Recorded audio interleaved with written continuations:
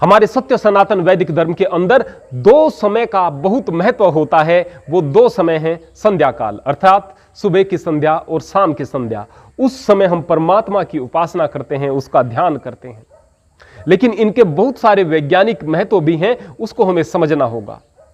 संध्या अर्थात संधि, जब दिन की संधि रात से होती है और रात की संधि दिन से होती है। जब रात की संधि दिन से होती है, उससे पहले का समय ब्रह्म मुहूर्त का समय होता है। उसका कैसे प्रयोग करना है, इस पर हमारी वीडियो अपलोड है, आप देख सकते हैं, डिस्क्रिप्शन में लिंक मिल जाएगा। और जब दिन की संधि रात से होती है, वह सायंकालीन संध्या होती है। वह समय भी हमारे लिए ब्रह्म मुहूर्त से भी कहीं अधिक महत्वपूर्ण होता है और उसकी तरफ हम अक्सर ध्यान नहीं देते। उस समय को हम अक्सर बर्बाद कर दिया करते हैं। यदि उसके रहस्य को और उसकी चमत्कारी शक्ति को और उसकी वैज्ञानिकता को आप समझ जाएंगे तो जिंदगी में बहुत आश्चर्यजनक परिवर्तन होंगे। शाम के समय को हम अक्सर कैसे बर्बाद करते हैं? टीवी देखकर, मोबाइल पर उलझुल चीजें देखकर, रात में भोजन करके। इसकी बर्बादी किस तरीके से आप कर रहे हैं, इसको सही तरीके से समझने के लिए ऊर्जा के सिद्धांत को समझने की आवश्यकता होती है। हमारा शरीर किस चीज से मिलकर के बना हुआ है? हमारा शरीर वास्तव में छोटी छोटी कोशिकाओं से मिलकर बना हुआ है। यदि बायोलॉजिकली आप देखेंगे, अगर इन कोशिकाओं के विषय में बात करेंगे, जब ये कोशिकाएं ज्यादा टूटने लगती हैं, इनका बनना बंद हो जाता है या कम हो जाता है, वृद्धावस्था आने लगती है, धीरे धीरे आदमी मृत्यु को प्राप्त हो जाता है। लेकिन जब भौतिक रूप से और ज्यादा गहराई से कोई व्यक्ति समझने की कोशिश करता है तो वह इस बात को समझेगा कि इस संसार के अंदर प्रत्येक चीज चलायमान है। धर्म कहता है चंचल, चल चल, चंचल शब्द है चल चल से आया है। हर चीज चलायमान है, चंचल है यह संसार। जो पत्थर आपको स्थिर दिखाई दे रहा है वह भी स्थिर नहीं है। आप उसके अगर आणविक लेवल पर जाएंगे तो फिर आप पाएंगे कि यहां पर अणुओं से मिलकर यह बना हुआ है। अणु को और ज्यादा गहराई से देखेंगे तो परमाणु है, परमाणु को और गहराई से देखेंगे तो न्यूट्रॉन, प्रोटॉन और इलेक्ट्रॉन दिखाई देंगे। न्यूट्रॉन और प्रोटॉन के चारों ओर चक्कर काट रहे होंगे इलेक्ट्रॉन। जब वो चक्कर काट रहे हैं तो जिस समय वह पार्टिकल हैं उसी समय वो वेव भी हैं, क्योंकि वो चल रहे हैं, चलायमान है। और जब पत्थर के अंदर भी कोई छोटी छोटी चीजें चलायमान है तो पत्थर भी स्थिर नहीं है, अर्थात जो चीज स्थिर आपको दिखाई दे रही है वह भी स्थिर नहीं है। अगर और ज्यादा गहराई में आप जाएंगे तो फिर आपको प्रोटॉन, न्यूट्रॉन, इलेक्ट्रॉन भी दिखाई नहीं देंगे, फिर दिखाई देगी ऊर्जा। ऊर्जा जो कि एक वेव है, जो पार्टिकल नहीं है। हर चीज के मूल में ऊर्जा है। आपके मूल में भी ऊर्जा है, जिससे कि आप चलते हैं, फिरते हैं, बोलते हैं और काम करते हैं। यह ऊर्जा परिवर्तन इसका हो सकता है, इसे समाप्त नहीं किया जा सकता। E = mc² के सूत्र से इसे निरूपित करने का प्रयास करते हैं। शास्त्रों में यदि भगवान कृष्ण के बारे में बात कहें तो उन्होंने श्रीमद् भगवत गीता में कहा है, देहिनो अस्मिन् यथा देहे कौमारम यौवनम जरा तथा देहांतर प्राप्तिर्भि धीरस्तत्र न मुह्यति। इस श्लोक के माध्यम से भगवान कृष्ण समझाते हैं कि जिसे तुम शरीर की मौत कह रहे हो, यह शरीर की मौत नहीं है, यह रूप का बदलना है। और अगर मौत कह रहे हो तो इस शरीर के अंदर देहिनो अस्मिन् यथा देहे कौमारम यौवनम जरा, यहां पर बचपन था, बचपन की मौत हो गई तभी तो जवानी आई। क्या बचपन के कपड़े आप पहन सकते हैं जवानी में? नहीं पहन सकते। क्या बचपन के जूते पहन सकते हैं? नहीं। वो शरीर कुछ और था, अब शरीर कुछ और हो गया। अब बचपन की मौत हुई तो जवानी आई, लेकिन तुम्हारा जो नाम बचपन में था वही नाम आज है। तुम्हारी जो पहचान थी आज भी वही पहचान है। तुम्हारे जो मां बाप थे आज भी वही हैं, तुम वही हो। लेकिन उस शरीर की तो मौत हो गई, अब ये शरीर प्राप्त हो गया है। वो शरीर तो समाप्त हो गया, अब ये शरीर प्राप्त हो गया है। वो अवस्था बदल गई, अब आप इस अवस्था में आ गए।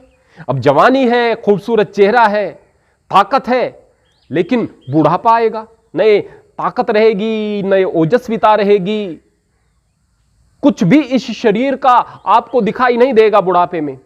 अगर जवानी में किसी व्यक्ति को देखा जाए और बहुत बूढ़े को देखें तो शायद कोई नहीं पहचान पाएगा। जब बचपन में किसी व्यक्ति को 1-1.5 साल का देखा, फिर जवान देखा, कोई नहीं पहचान पाएगा। वो दूसरे शरीर हो जाते हैं। बचपन की मौत हुई, जवानी आई, जवानी की मौत हुई, बुढ़ापा आया। या फिर ऐसे कह सकते हैं कि बचपन की अवस्था बदलकर जवानी में और जवानी की अवस्था बदलकर बुढ़ापे में आई।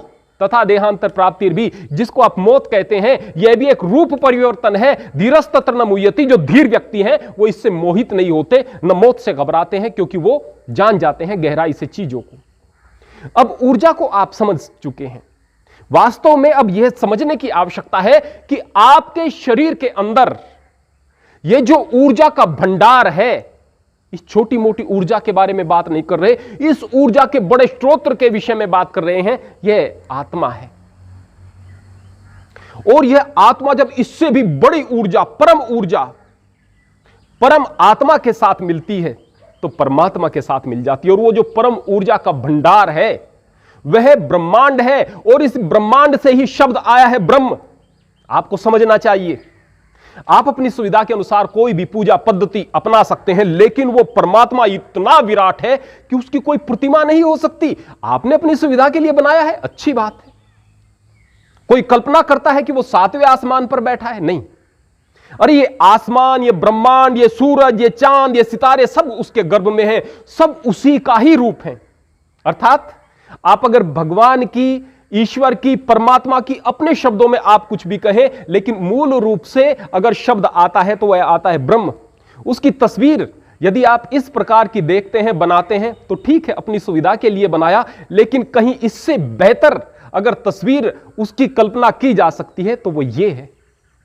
इस ब्रह्मांड के अवलोकन किए जाने वाले हिस्से के विषय में यदि बात करें तो वह 91 अरब प्रकाश वर्ष है। आप समझ सकते हैं। और अगर इसकी आकृति की कल्पना के बारे में बात करें तो यह शिवलिंग की आकृति में इसकी कल्पना की जाती है। इसीलिए परमात्मा की कल्पना के लिए, उसको महसूस करने के लिए लिंगाकार, परमात्मा की निराकार उपासना के रूप में सबसे पहले शिवलिंग की उपासना का प्रावधान आया था। दुनिया में यह थ्योरी मानी जाती है ब्रह्मांड की रचना के विषय में कि उस लिंगाकार एक पिंड के अंदर विस्फोट हुआ और उस विस्फोट के द्वारा इस ब्रह्मांड की रचना हुई, जिस ब्रह्मांड में हम रह रहे हैं। अब यह कल्पनाएं हैं, कितनी सही हैं, कितनी गलत हैं, इस बात पर हम चर्चा नहीं करेंगे। हमारा मूल उद्देश्य है कि यह जो ऊर्जा है, इस बात को हम मान सकते हैं क्योंकि इसके बारे में ऋषि मुनियों ने बताया है, गीता में भगवान कृष्ण ने बताया है और एक साधक महसूस करता है। यह जो ऊर्जा है, यह ऊर्जा अपने आप में संपूर्ण नहीं है। यह ऊर्जा बहुत आपका भला नहीं कर पाएगी। इस ऊर्जा को यदि आप उस परम ऊर्जा के साथ जोड़ देंगे, अगर आस्तिक व्यक्ति बात करें तो परमात्मा से जोड़ देंगे, अगर विज्ञान की दृष्टि से हम बात करें तो इस एनर्जी को जो आपकी बॉडी के अंदर है उसको कॉस्मिक एनर्जी यानी ब्रह्मांड की ऊर्जा से जोड़ देंगे, तो निश्चित तौर पर आप जिंदगी में तरक्की करोगे, आगे बढ़ोगे। अब इस कॉस्मिक एनर्जी से किस प्रकार से जुड़ा जाता है, इसको हमने ब्रह्म मुहूर्त की वीडियो में आपको बताया है, लेकिन आज हम एक रहस्य आपको बताने जा रहे हैं। वो रहस्य क्या है? एक पैसेंजर ट्रेन जिसमें आपको यात्रा करनी है, उसमें चढ़ने के लिए आप प्लेटफॉर्म पर खड़े हैं। रेलगाड़ी आती है, एक कंपार्टमेंट के अंदर 2 दरवाजे हैं। एक दरवाजे से लोग उतर रहे हैं, एक दरवाजे से चढ़ रहे हैं। जिस दरवाजे से लोग उतर रहे हैं उसमें यदि आप चढ़ने का प्रयास करोगे तो शायद आप नहीं चढ़ पाओगे, रेलगाड़ी तब तक चली जाएगी, रेलगाड़ी छूट जाएगी। आपका प्रयास गलत था। जिधर से लोग चढ़ रहे थे वहां पर जाकर आप सीध में खड़ा भी हो जाते तो वो चढ़ने वाले लोग धक्का देकर आपको चढ़ा देते। भीड़ थी, चढ़ जाते। सही दिशा में आपने प्रयास किया था। चढ़ते समय उस दरवाजे से चढ़े जिस दरवाजे से लोग चढ़ रहे हैं, और उतरते समय उस दरवाजे से उतरे जिससे लोग उतर रहे हैं। इसी समय हम इस बात को समझ सकते हैं कि हमारी जिंदगी में 2 संध्या काल आते हैं, सुबह के समय और शाम के समय। सुबह के समय हम दिन का स्वागत कर रहे होते हैं, हमें ऊर्जा की जरूरत होती है। धूप, प्रकाश, यह ऊर्जा का स्वरूप है। आज आप समझ सकते हैं, पहले धर्म कहता है कि इस धूप से ऊर्जा लेकर के आप बहुत सारे यंत्रों को भी चला रहे हैं। तो उस समय आप अपने अंदर उस ऊर्जा को, जो कि आपको दिन भर ऊर्जावान बनाकर रखेगी, शेर की तरह से आप दहाड़ोगे, छाती पर चढ़कर विपत्तियों की आप काम करने के लिए सक्षम हो जाओगे। उस एनर्जी को ब्रह्म मुहूर्त से प्राप्त कर सकते हैं। रात को आप ऐसा समझ सकते हैं जैसे मोबाइल डिस्चार्ज हो जाता है, उसको आप चार्जर पर लगाते हैं। अब चार्जर पर मोबाइल लगाया, वो चार्ज हो गया तभी तो काम कर पाएगा। अब जैसे दिन ऊर्जा का प्रतीक है, रात शांति की प्रतीक है। रात्रि आपको चार्ज कर देती है। जिसने इस बात को नहीं समझा वह उतना चार्ज रह ही नहीं सकता, वह ब्रह्ममुहूर्त का भी सही प्रयोग नहीं कर सकता।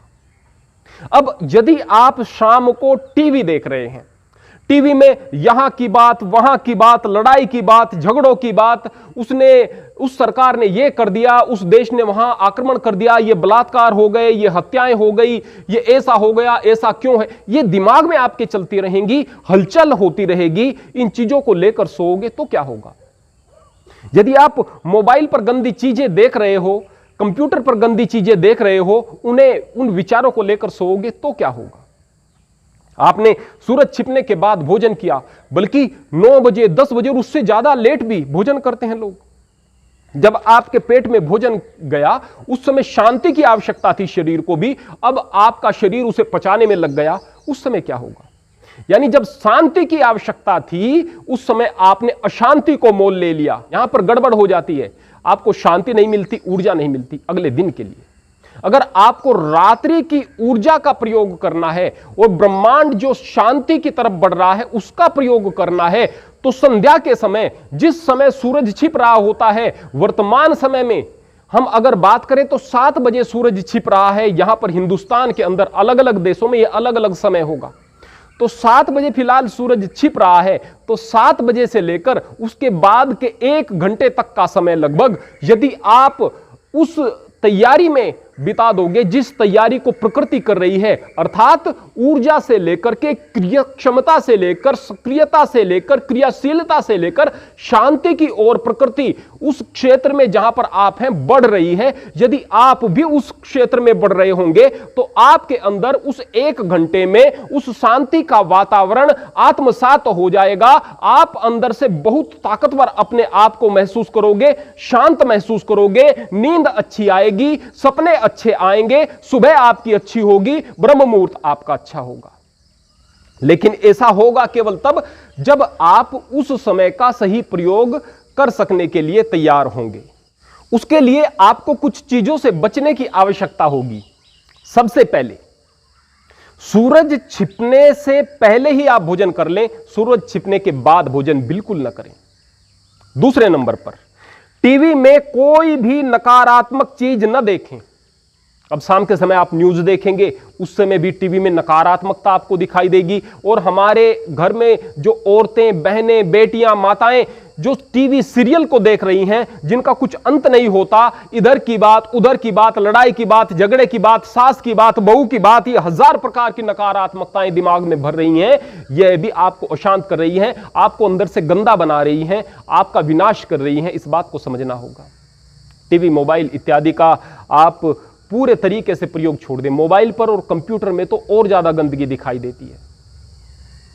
यदि वहां पर आप देखें, आपके सामने ज्यादा स्वतंत्रता होती है, टीवी पर वह प्रोग्राम देख रहे हैं जो उधर से दिखाया जा रहा है, यहां पर आप स्वतंत्र हैं बहुत सारी गंदगी को देखने के लिए।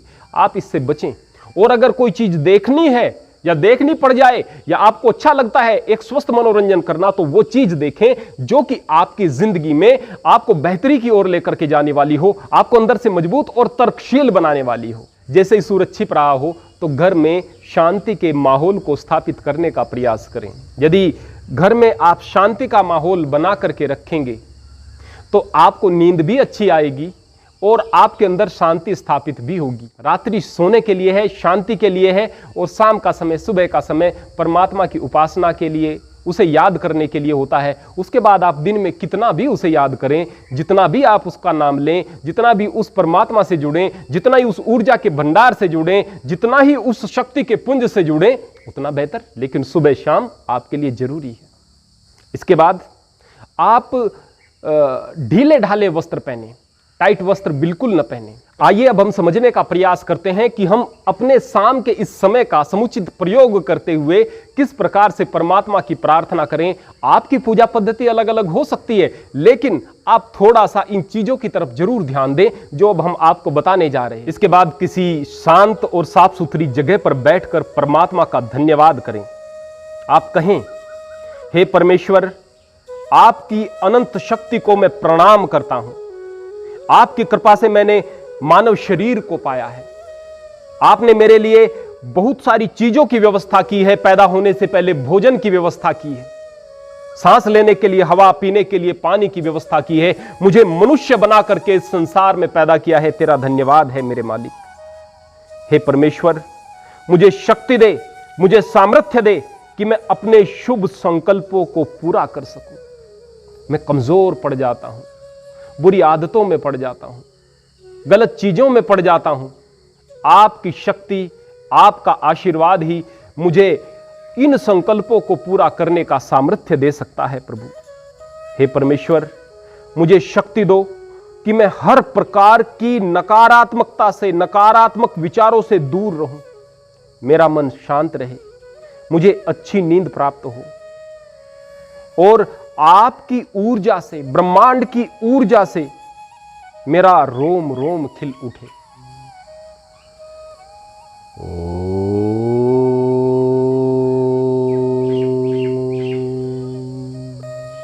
फिर आप महसूस करेंगे कि रात्रि की शांति और रात्रि की ऊर्जा आप में समा रही है। धीरे धीरे आप उस ऊर्जा को अपने अंदर महसूस करेंगे। उस ऊर्जा के प्रभाव से आप अपने कठोर संकल्पों और लक्ष्यों को पूरा करने में समर्थ हो जाएंगे। आपको अपने अंदर निराशा, कमजोरी या डर नहीं, बल्कि ब्रह्मांड की और ब्रह्म की अपरिमित शक्ति का अनुभव होगा। आप स्वयं को विशेष ऊर्जा से प्रकाशित पाओगे और यह प्रकाश न केवल आपको ऊर्जावान बनाएगा, बल्कि आपकी ऊर्जा और आपकी शक्ति आपके संपर्क में आने वाले हर व्यक्ति पर सकारात्मक प्रभाव डालेगी।